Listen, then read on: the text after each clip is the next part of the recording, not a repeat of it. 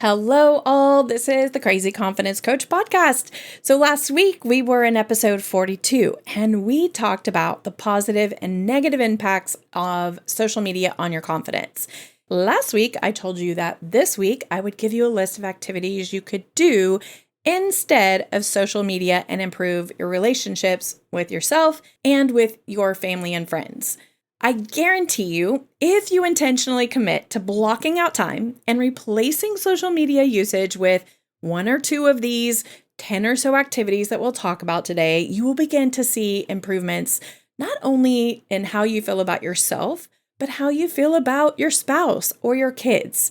Your relationships will be improved. Hello, you're listening in to the Crazy Confidence Coach podcast.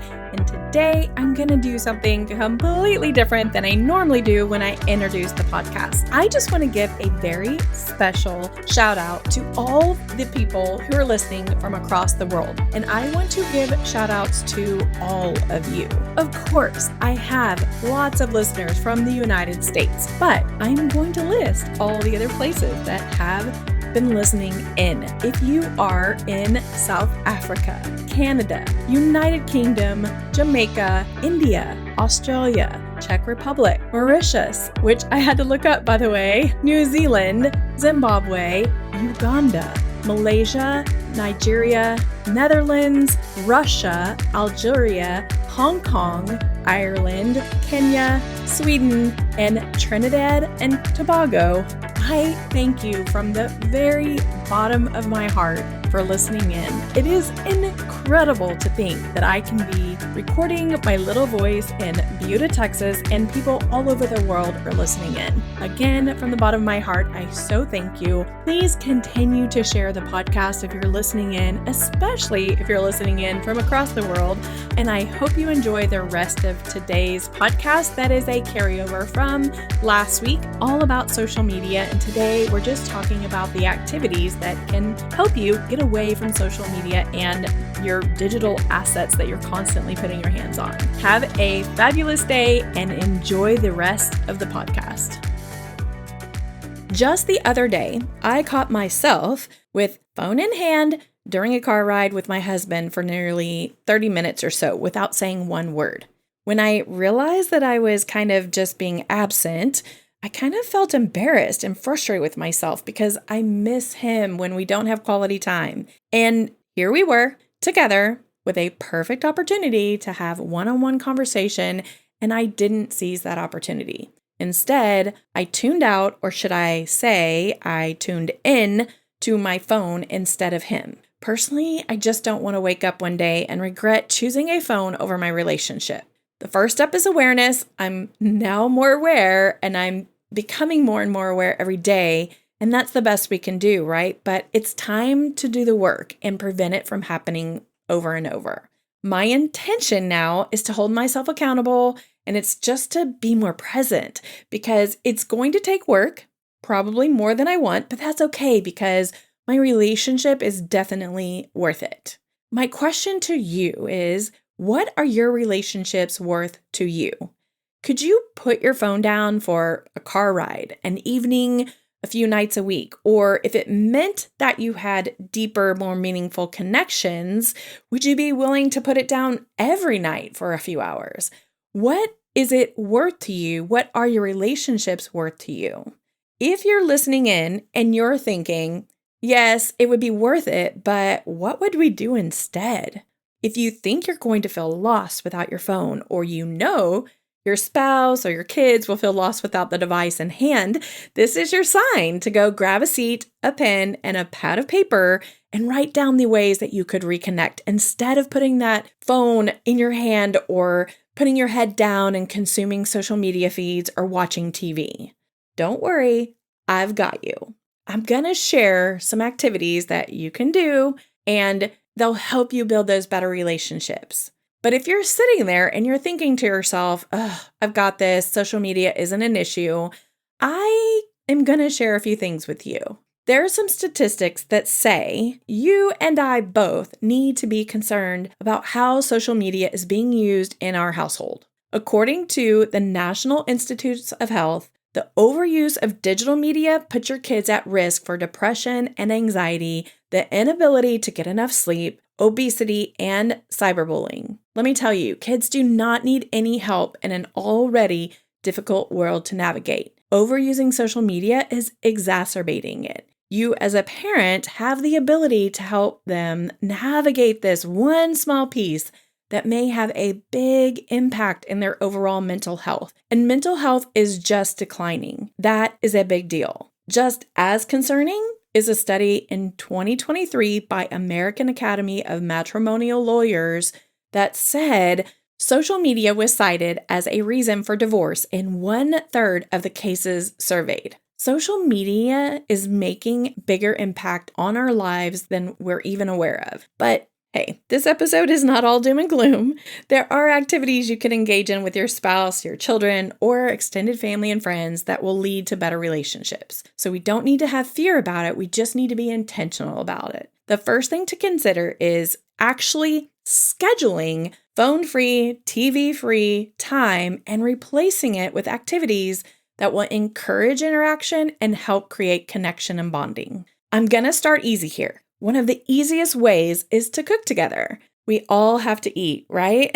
Every single one of us. It is actually one of the most used ways of connecting with people in general. Most of us eat out multiple times a week. Many people go to eat with friends and family and that sort of thing. But when you think about that, yes, that is engagement and that is great. And it could be used as your weekly thing to do. But what if you actually cook together?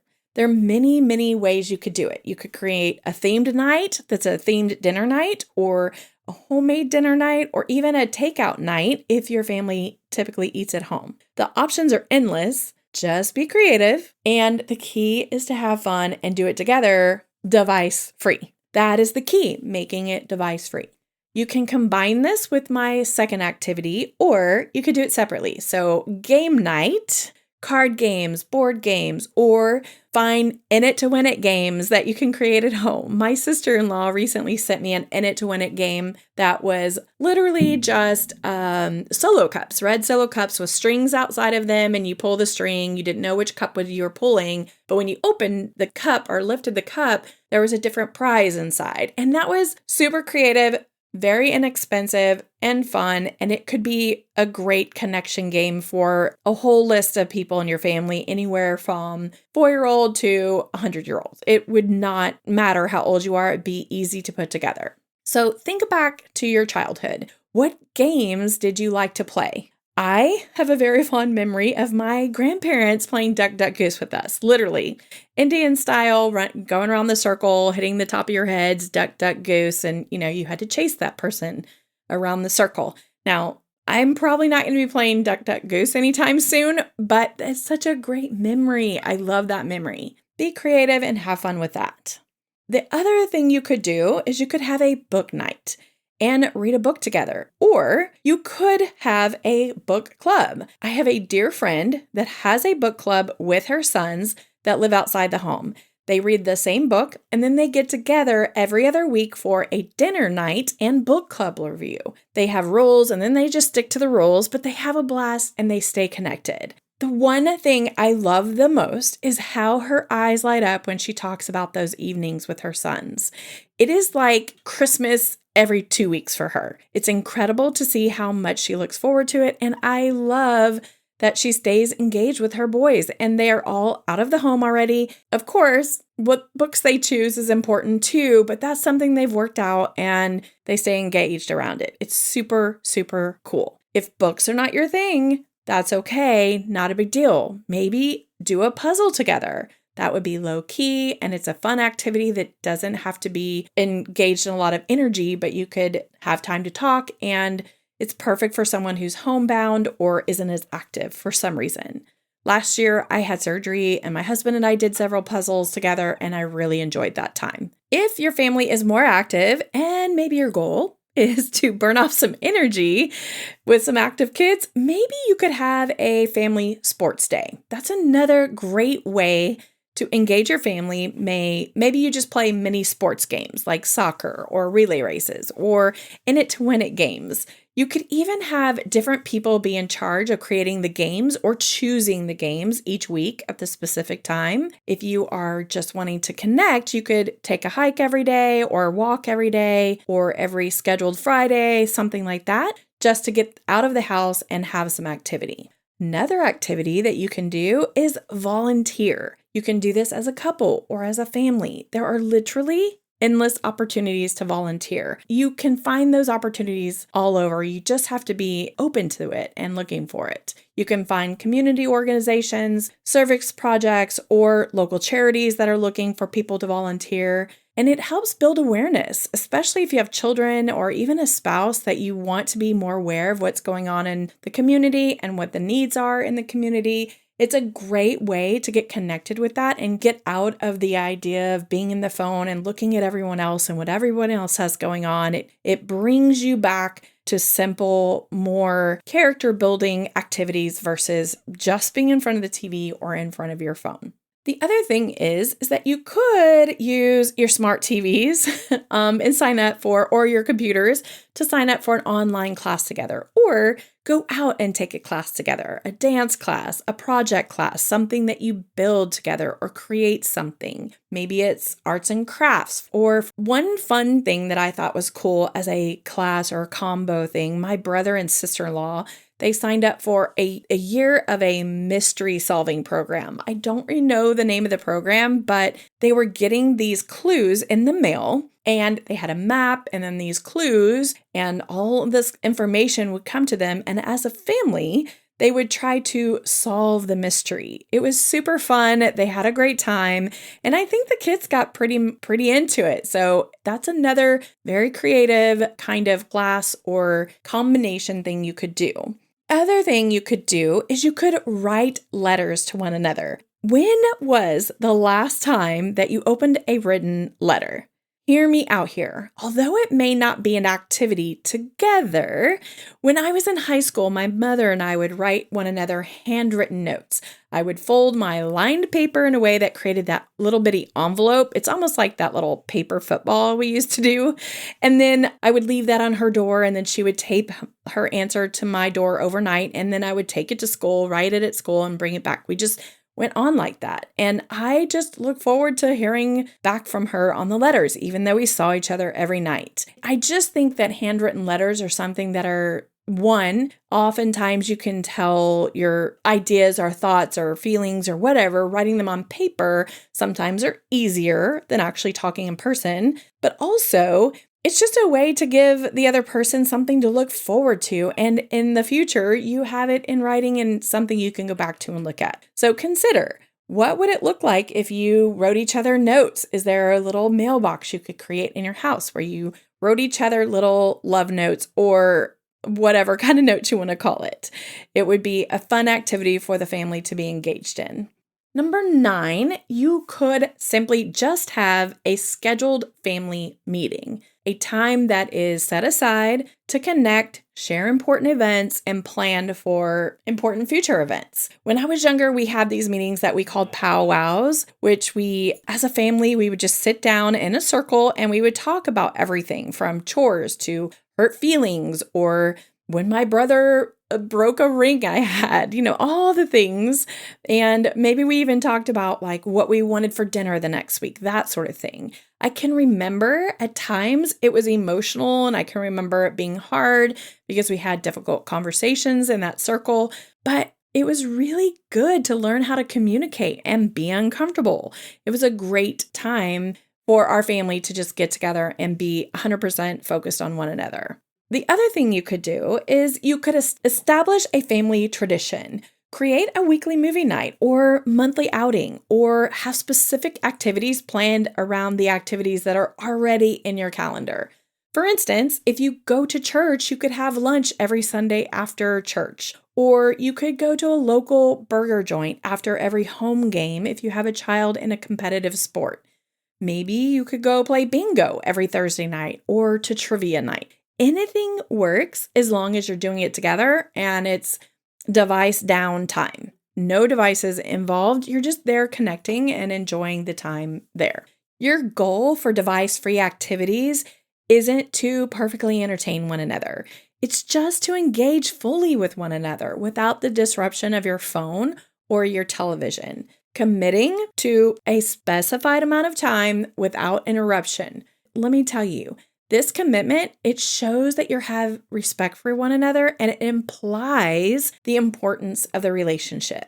As individuals, we're always changing, so you might need to change up the activities as your relationship changes or as individuals change. But one thing is for sure, is that your relationships deserve time and attention. When you intentionally give your time and 100% of your attention, you will see a difference in how connected you feel. I cannot wait to see what activities you come up with or what activities you do that I've shared today. I think it's super fun to hear how other people interpret or what other people's already established activities are. So please feel free to jump into Instagram and drop those notes down, and I'll make a specific post about which activities that you have that are super supportive for your family, that are device-free and are improving your relationships along the way. I really am glad that you're here. I hope you found something in today's episode that you can go apply and give that time and attention to the relationships that you have in your life that are important to you. And friend, let me tell you, if you have a relationship that is suffering or you're feeling lost and can't connect, I would love to help you. That is one of the things that I help my clients do, is reconnect with themselves so they can reconnect better with the people that they love in their lives. So if you're unsure if that is something that you need, jump over to thecrazyconfidencecoach.com and sign up for a free discovery call.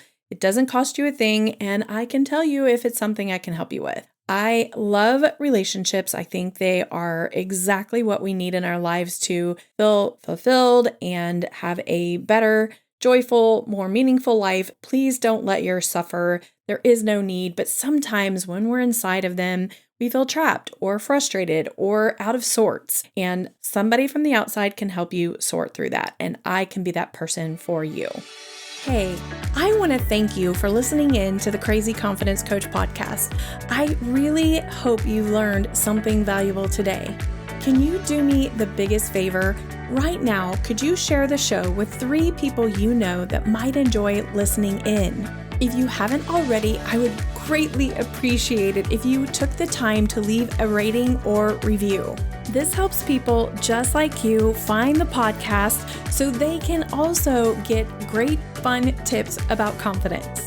Then don't forget, come back each week and we will keep giving out little tips for how to increase your confidence, how to ditch that self-doubt and stop your negative thought patterns so you can get back to your crazy confident self and pursue your biggest dreams fearlessly.